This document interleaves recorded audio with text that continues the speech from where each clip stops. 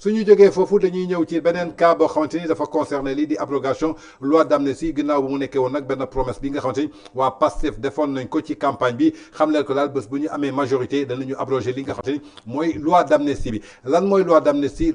la loo xamante ni Macky Sall moo ko initié woon yóbbu ko assemblée nationale ay député voté ko pour que ñu dellu soit jàmm ci réew mi pour que ñu tàppaat xol yi pour que li nga xamante ni mooy crise bi fi amoon diggante Pastef ak li nga xamante ni mooy ce régime ñu daal di koy apaiser def balle à terre ñëpp dellu soit ci jàmm ci biir loolu nag kii di président de la république tey ci la bénéficié wu ba génn kii di premier ministre la bénéficié wu ba génn ñeneen ak ñeneen tey jii ñi nga xamante ni seen tour mi ngi ci liste député yi bokk ci majorité mécanique bi nga xamante ni tey jii Pastef am na ko foofu ci assemblée nationale ci la ñu bokkoon mais ñoom nag dañuy digge woon ni ko dañuy abroger loi bi maanaam dañ koy daal di teggi loi boobu ñu abroger ko mën na nekk wala mënul nekk techniquement naka lañ koy defee ak suñ ko defee yan mooy ciy topp ndax tey ñi xasoon génn dañuy delluwaat ci kaso ba ñu àtte leen ci loolu yëpp ki nga xamante ni mooy maître Aïssata Tall Sall di avocat nekkoon fi ex ministre garde des Sceaux ginnaaw bi ñuy abrogé li nga xamante ni mooy loi d'amnistie bi moom moo nekkoon foofa ci assemblée nationale yéey na ci yàbbi su dee Aïssata Tall Sall vidéo disponible na ngeen jox ñu ko ñu dellu soit su suñu plateau. Depuis que le Sénégal est Sénégal, elle existe. Elle existe. C'est cette haute cour de justice qui, en 1963, avait jugé le président. Depuis que le Sénégal est Sénégal, elle existe. Elle existe. C'est cette haute cour de justice qui, en 1963, avait jugé le président Mamadou Dia. Donc la haute cour de justice, ce n'est pas une nouveauté au Sénégal. Si maintenant c'est pour nous faire du khokatal, ils peuvent s'amuser à ce jeu-là. Mais ça ne passera pas. Parce que dans la haute cour de justice, qu'est-ce qu'il y a? Il y a la cour et il y a la justice. Et pourquoi elle est haute? Elle est haute parce qu'elle juge le président de la République, elle juge le Premier ministre, elle juge les ministres pour les actes commis dans leurs fonctions de Premier ministre et de ministre. Mais elle est composée de magistrats, des cours et tribunaux. D'ailleurs, celui qui préside la haute cour, c'est le premier président de la Cour suprême. Celui qui va occuper le parquet, c'est le procureur général près la Cour suprême. Donc la haute cour de justice, ce n'est pas une cour de n'importe quoi, avec n'importe qui, pour faire des règlements de compte. C'est un procès normal où la personne qui comparaît a le droit de se défendre et de présenter ses arguments. Donc alors, oui, c'est ça qu'on va faire avec la majorité écrasante. Elle existe, ils n'ont qu'à l'installer. Mais nous, si on doit y aller, on se défendra. Et les juges vont nous juger. C'est vrai, elle a la particularité qu'il y a des députés qui la composent. Mais elle a la garantie qu'il y a des magistrats de l'ordre judiciaire qui ont prêté serment, qui ne sont pas partisans, qui vont examiner le dossier contradictoirement et le juger. Donc, il y a une haute cour de justice d'Al. Su fekkee ni looloo tax ñu am majorité écrasante kon nañ delluwaat l'autre chose qu'ils disent, on va abroger la loi d'amnistie. Aïcha, on attend. Ils n'ont qu'à essayer d'abroger la loi d'amnistie. C'est beaucoup plus facile à dire qu'à faire, hein? Et c'est une spécialiste qui vous parle, et je parle sous le contrôle de mes confrères. Vous savez quel est le problème? En droit pénal, il y a ce qu'on appelle l'intangibilité des droits acquis et la non-rétroactivité des lois. Alors, les gens, certaines personnes ont bénéficié de la loi d'amnistie, et pas n'importe lesquelles. Hein. Je rappelle que le président de la République et son premier ministre sont sortis de prison grâce à la loi d'amnistie. Alors, la non-rétroactivité des lois permet que la loi qui abroge la loi d'amnistie, ou ne permet pas que la loi qui abroge la loi d'amnistie fasse rétroagir et aller chercher des actes qui sont couverts par la loi d'amnistie. C'est un débat sérieux. Il ne faut pas qu'on s'amuse avec ça. Parce que nous amuser avec ça veut dire que le Sénégal, justement, ne sera plus un état de droit. Nous amuser avec ça veut dire qu'on va ramener notre régime à un régime naha-naha, où on peut faire n'importe quoi, seulement parce qu'on a une majorité soi-disant écrasante à l'Assemblée nationale. La majorité écrasante à l'Assemblée nationale, elle doit s'occuper des préoccupations des Sénégalais.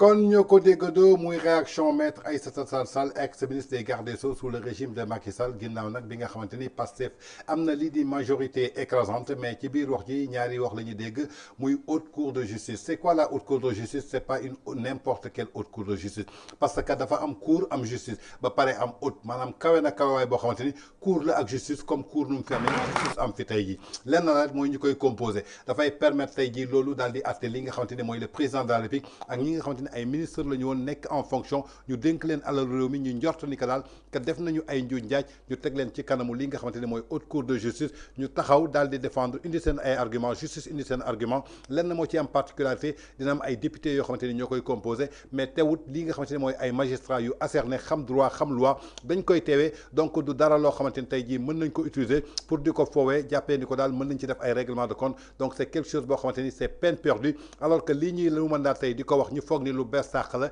ñoom ñoo ko indi fii lañ ko fekk ndaxte haute cour de justice depuis Senghor nekk fi ba tey jii mi ngi fii ci Sénégal ndaxte moo permettre ñu atte kii nga xamante ni mooy Mamadou Dia en 1968 te quand on parle de 1968 boobu yaakaar naa ni tey Pastef ñi fi nekk sax xëy na xalaatuñu woon sax ndax parti Pastef dina fi am wala du fi am donc c'est quelque chose boo xamante ni ay yëfi foo la ay yëfi caaxaan la ñi ngi leen di xaar nañ ko installé suñ ko installé képp koo xamante ni war nañ ko topp ñu topp ko mu indi ay argument donc je crois que biñ leen di jox li nga xamante ni mooy majorité assemblée nationale c'était pas pour am benn haute cour de justice uniquement pour def ay règlement de compte mais c'était que pour que ñu appuyer wu accentuer wu ci li nga xamante ni mooy besoin wu askan bi ci luñ leen di xaar la xew ca université Assane Seck ñu réglé ko la xew ca SAES ñu réglé ko la xew ca concessionnaire de nettoiement yi ñu réglé ko la xew tey jii ca IPRES ñu réglé ko la xew ca poste ñu réglé ko la xew ca sénégalais lambda góorgóorlu bi tey ñu réglé ko ba nga xamante ni sénégalais bi mën na añ reer ndekki jamono ji yaakaar naa ni kër boo dem benn repas moo fa am te mooy midi muy añ te añ bi soo sàgganee léegi xale yi lañ koy jox mag ñi ku ci nekk da ngay dem débrouiller ji.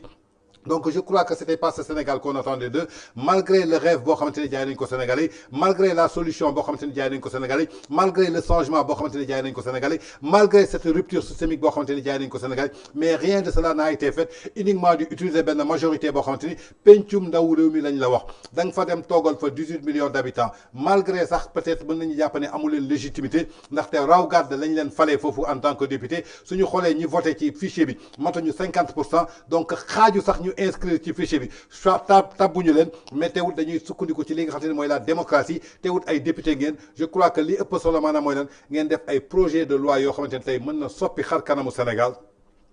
président def ay projet de loi yoo xamante ni intérêt sénégalais yëpp lay doon ñu jébbal leen ko ngeen voté ko sénégalais bu yeewoo Sénégal gis njëriñam rupture systémique bi ñu gis ko tey lii nga xamante ni mooy justice yenn yoo xamante ni ay failles la ci ñu xool ko naka la ñuy changer loi bi daal di koy dindi je crois que l'article 92 bu cour conseil constitutionnel juróon na fi ay coow ci élection présidentielle yi maanaam décision c'est irrévocable malgré defoon nañu erreur ci kaw Rose Wardini teewut mënuñu ci dellu ginnaaw def nañu erreur ci kaw Karim Wade mënuñu ci dellu ginnaaw yooyu ngeen dellu si waat que ba Sénégal teguwaat ci benn base tegu ci raay boo xamante ni bu stable la donc je crois que c'est plus important quant à la loi d'amnistie nag boobu ba tey ñi ngi koy dégg di ko wax loi d'amnistie bi kan lay favoriser kan moo ciy bénéficier ñaari personnalité yi gën a important tey ci Sénégal c'est grâce à cette loi d'amnistie moo tax tey ñu am ay postes de responsabilité bi ci njëkk mooy suñu président de la République bi ci topp mooy suñu premier ministre tey loi d'amnistie boobu dafa am loo xamante ni c'est pénal am loo xamante ni dafa am rétroactif est-ce que tey ñoom xam nañu lan mooy techniquement lii di loi d'amnistie bi est-ce que mën nañ ko abroger wala mënuñu ko abroger suñ ko abroger ban suite lay indi suñ ko abroger lan la mën a yokkaat ci Sénégal suñ ko abroger lan la mën a changer ci Sénégal ak ñoom est-ce que dañuy delluwaat en arrière pour delluwaat pour ñu atte ji leen est-ce que loolu yëpp day nekk loi d'amnistie bi si kan ak kan la ko ça veut dire que dafa doon ay nit yoo xamante ni dañuy nekk di sukkandiku ci benn wax boo xamante ni xamuñu lu ko togg xamuñu lu ko tëgg xamuñu lu ko ñuluk xamuñu lu ko yàq xamuñu lu ko teg ci taabal nit ki nag am na loo xamante ni soo ko maîtriser wul xamoo ko na néew li nga ciy wax ndaxte fees na del ci làmmiñu sénégalais est-ce que tëgguñu tey ci biir loi d'amnistie bi ay ponk yoo xamante ni day teree nit wax ci loi d'amnistie bi mais ba tey jii ñëpp a ngi taxaw di ci wax bërki démb dégg ngeen fii juriste yi lu ñu wax dégg ngeen ñi nga xamante ni seen xam-xam dafa màcc jëm ci wàllu droit démb invité naa fi kii di maître Amath Thiam di consultant judiciaire di président mouvement justice sans frontières lu mu leen xamal maanaam techniquement naka lañ koy defee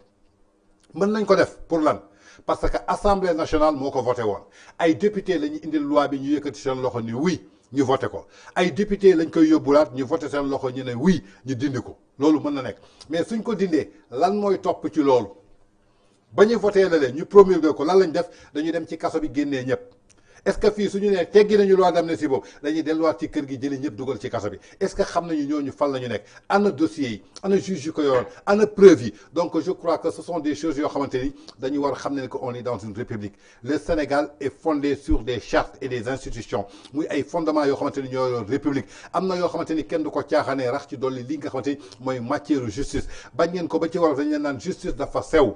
justice dafa sew dafa am ay cabaxal yu ci nekk te nit du ko xam ndaxte atte nit ki rek mooy atte ci conscience am nit ki mooy atte ci ay texte ak ay loi yoo xamante ne ay doomu aadama ñoo ko bind ku dul juum nag amul yàlla rek ku dul juum kon tey jii lii nga xamante ni ñu ngi koy tudd jëmale ko ci wàllu loi d'amnistie bi moom maître Aïssata Tall Sall jàpp na ay yëfi naxa la tuddee nag dañuy bëgg a dugg ci loolu ba jël Sénégal yóbbu ko ci Sénégal boo xamante ne kenn xamu ko woon le Sénégal a été toujours respecté sur le plan national et international et partout dans la sous-région lan moo ko waral on avait des hommes forts.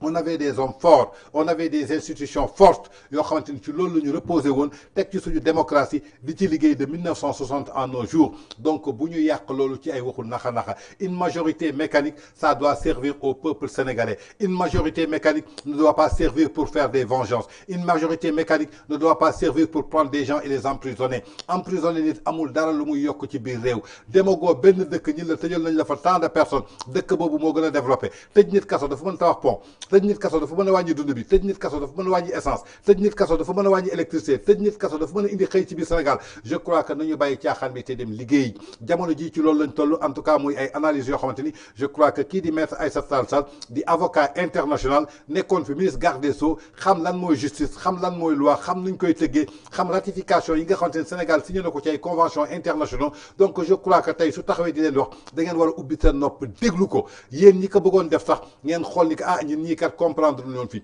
imaginez tey ci ñi war a def assemblée nationale sur les 165 députés mën naa jàpp 35 mooy opposition bi foofu mën naa fa génnee quand même ay kàngam ay borom xam-xam ay cadres yoo xamante ni xam nañu état dugg lu ñu feneen mais su ma demee ci majorité bi est-ce que tey am naa certitude que ñii kat xam nañu lan mooy loi xam nañu lan mooy justice xam nañu lan mooy jurisprudence xam nañu lan mooy rétroactivité est-ce que xam nañu lan mooy procédure code de procédure pénale bu Sénégal donc loolu yëpp il faut que ñu def ci attention et on essaie de sauver notre Sénégal car notre Sénégal se repose ci ñi nga xamante ne tey ñoom lañ ko dégg te dañu war a jël Sénégal yóbbu ko en avant mais pas en arrière parce que de 2012 à 2024 Macky Sall yëkkati na Sénégal ba teg ko fenn ci àdduna bi am fa benn positionnement donc lu ñuy xaar de 2024 à 2029 ñu ne Macky Sall baar bi mu yóbbuwoon Sénégal lii di Bassirou Diomaye Faye ak son gouvernement yóbbu nañ ko ci beneen baar boo xamante ne tey Afrique ñi ngi gën a tiitaroo Sénégal le monde entier ñi ngi gën a tiitaroo Sénégal mais pas ñi jëm ci ay recul démocratique ba tugg ci ay lois yoo xamante ni amul benn sens je crois que la vengeance doon na loo xamante ni kenn taamu ko ci li nga xamante ni mooy gouverner une nation la nation pour que nga gouverner ko da ngay yaatu dënn doon ay homme d'état wàññi révélation wàññi wax di jëf-jëf ju bëri di xool naka ngay def ba tey sa Sénégal bokk ci réew yi nga xamante ni ñoo gën a développé ci àdduna je crois que muy ay éclaircissement yoo xamante ni kii di maître Aïssata Tall Sall indi na ko jëmale ko daal ci li nga xamante ni mooy haute cour de justice ak li nga xamante ni mooy loi d'amnistie bi nga xamante ni fan yëpp ñu ngi koy dégg ci làmmiñ yi ñi nga xamante ni mooy majorité écrasante bi nga xamante ni am nañ ko muy listu parti Pastef ba tey suñ jógee foofu dañuy dellu soit fii nga xamante ni kii di président de la République mi ngi doon présider lii di journée internationale jëmale ko daal ci wàllu daara yi ginnaaw nag lépp loo xamante ni